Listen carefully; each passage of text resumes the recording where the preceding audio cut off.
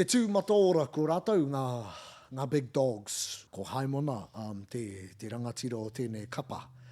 I mahi rātou i etahi mea i ngā tau ki muri mohe o tonu koe he haka freaks ngā iwi nei.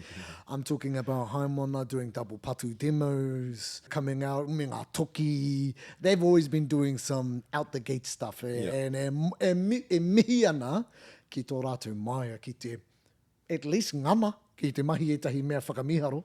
Ko roa rātou e noho ana hei whakamaunga whakaaroni mō ngā kapa o te rohe. Rua mano te kaumātoru ki te aroa nei, they came out with a smoke machine.